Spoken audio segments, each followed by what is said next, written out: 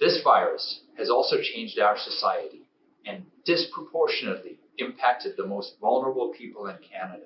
So eventually, we were ordered to go to the appointment to get the vaccine. So I went to the appointment and I just told them that I was declining it or waiting. And that was on a Friday. And then by Monday, so I informed my chain of command. And by Monday, I was being threatened. I was being told that I would be kicked out of our troop. They wanted me posted out of the unit. And this was like I said, I'd never seen a response like this to anything in my time there. And it was like immediate. It was crazy. The assaulters, JTF2, so my peer group for 14 and a half years, and a lot of my good friends, they were all called into a meeting, an emergency meeting, and were ordered by the CO to not have any contact with me. Considering your experience, would you consider returning in the Canadian Armed Force in the future? No, hell no. I'm Alexa Lavoie reporting for Ribbon News, and today we bring you groundbreaking development concerning the mandatory vaccination policy in the Canadian Armed Force. The External Review Committee on Military Grievance has recently concluded its examination, raising crucial questions about the implementation of the COVID-19 vaccination policy within the military and its potential infringement upon Charter of Rights. Has an independent administrative tribunal reporting to Parliament through the Department of National Defense, the CEEGM, has been diligently reviewing cases referred by the Chief of the Defense Staff. Out of over 400 military personnel who faced dismissal or resigned due to vaccine refusal during the pandemic, a staggering 157 cases have been brought before the committee for a thorough examination.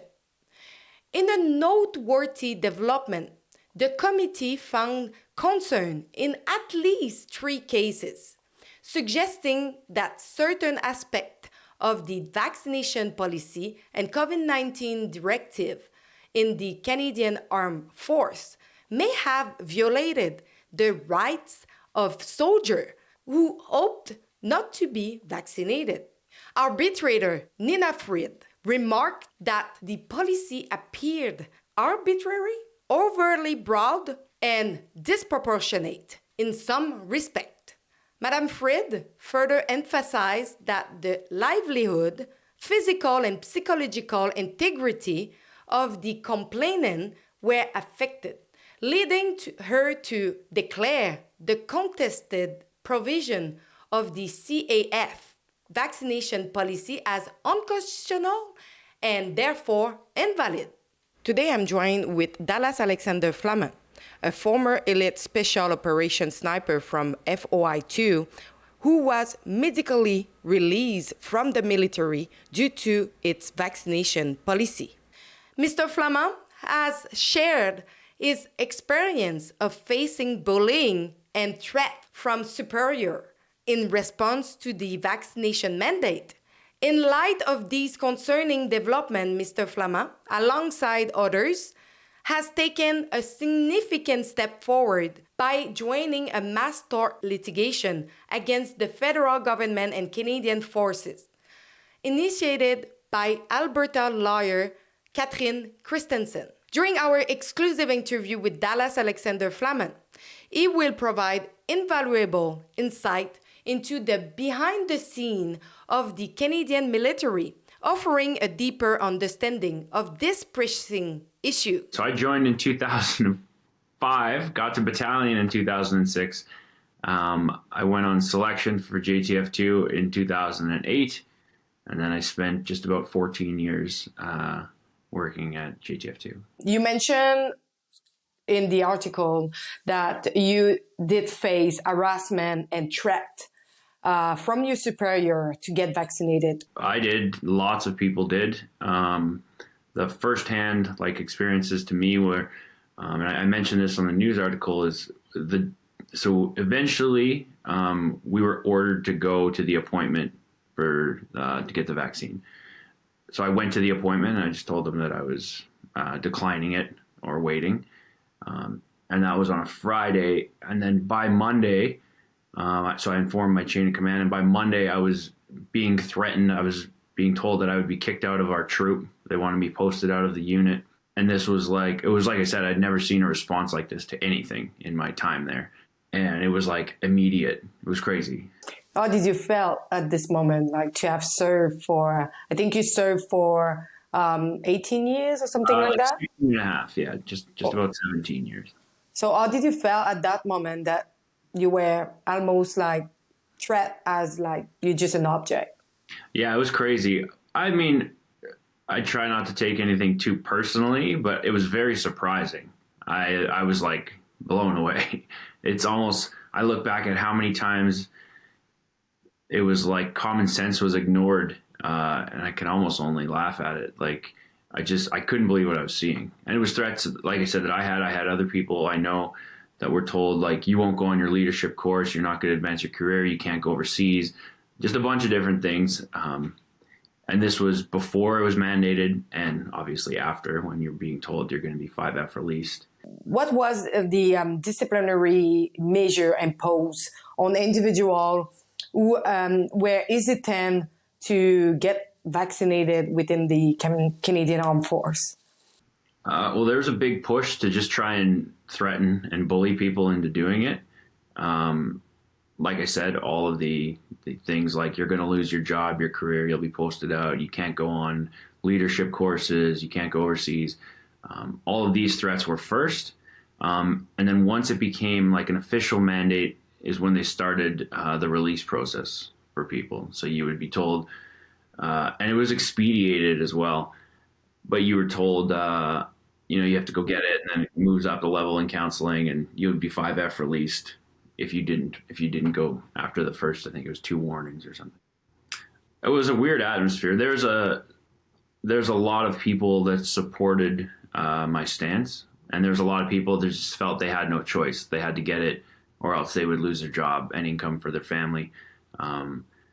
It's crazy. Yeah, I know a ton of people that didn't want to and did, and then I know some that didn't want to and didn't.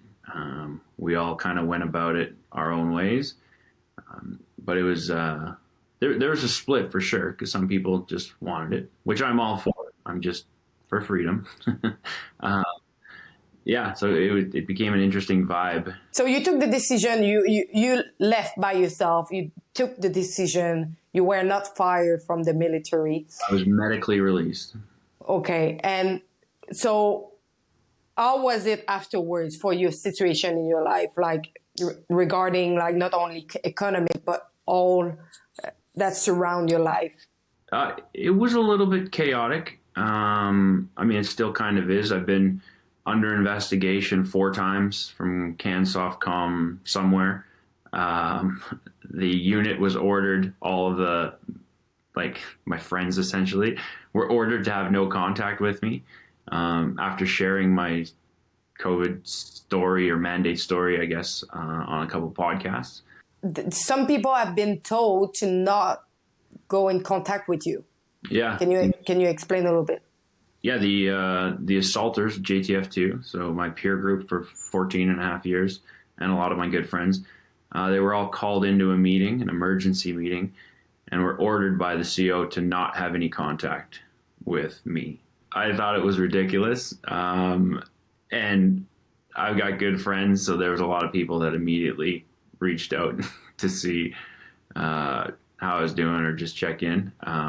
So that didn't really concern me, but I found it interesting. I found it a waste of time and resources. When they're counterterrorism, they should be doing more important things than that. And so the Canadian Force has yet to decide if it will be challenged, if they will challenge the Military Grievance External Review Committee claim in federal court. What are your thoughts on this? What do you think that might be happen next?